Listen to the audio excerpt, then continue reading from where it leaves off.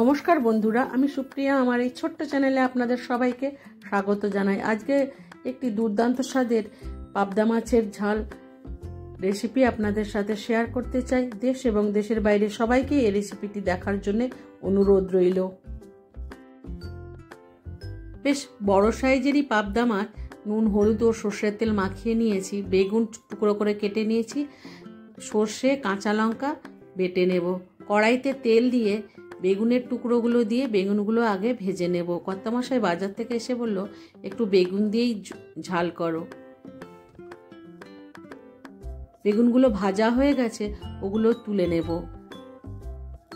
যারা নতুন বন্ধু আছেন ইউটিউব থেকে দেখছেন তারা আমার চ্যানেলটিকে সাবস্ক্রাইব করে নেবেন এবং রান্নাটি ভালো লাগলে শেয়ার করে দিতে ভুলবেন না।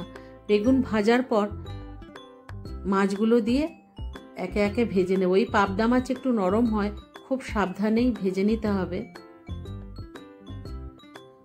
একে একে সব মাছগুলোই ভেজে তুলে নেব।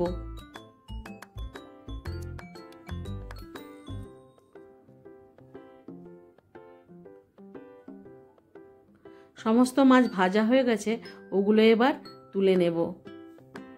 মাছগুলো তুলে নেওয়ার পর কড়াইতে যে তেল ছিল সেই তেলের মধ্যেই কালো জিরে ও কাঁচা লঙ্কা ফোড়ন দিয়ে দেবো। ফোড়নটা একটু নেড়েচেড়ে নিয়ে সামান্য জল দিয়ে 1 চামচ হলুদ গুঁড়ো ও 1 চামচ কাশ্মীরি লঙ্কার গুঁড়ো দিয়ে একটু নেড়েচেড়ে নেব। নেড়েচেড়ে নেওয়ার পর বেটে রাখা মশলা দিয়ে দেব।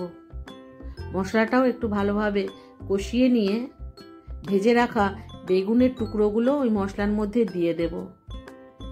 বেগুনের টুকরোগুলোকেও দিয়ে ভালো করে একটু কষিয়ে নেব। বেশিক্ষণ কষাতে হবে না, বেগুন ভাজাগুলো যেহেতু ভাজা হয়ে আছে ওগুলো নরম হয়ে যাবে। পরিমাণ মতো জল দিয়ে দেব। মিক্সির বাটি ধোয়ার জলটাই দিয়ে দিলাম। খুন্তি দিয়ে নেড়ে চেড়ে দেব। ঝোলটা ফুটে উঠেছে, এই সময় ভেজে রাখা মাছগুলো উপর থেকে দিয়ে দেব। গা মাখো মাখো তরকারি ঝোল হবে, সেই জন্য বেশি জল দেব না। খুন্তি দিয়ে মাছগুলোকে একটু নেড়ে চেড়ে মিশিয়ে দেব। ঝোলে একটু নুন কম হয়েছে, সেই জন্য আরো সামান্য একটু নুন দিয়ে দেব।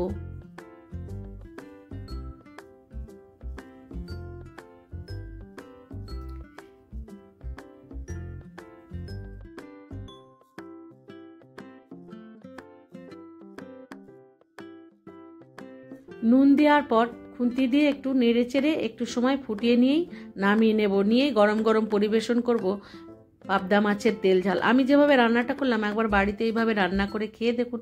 আশা করি আপনাদের কাছে ভালো লাগবে। ভালো লাগলে বন্ধুদের মধ্যে শেয়ার করে দিতেও চ্যানেলটিকে সাবস্ক্রাইব করে নিতে ভুলবেন না।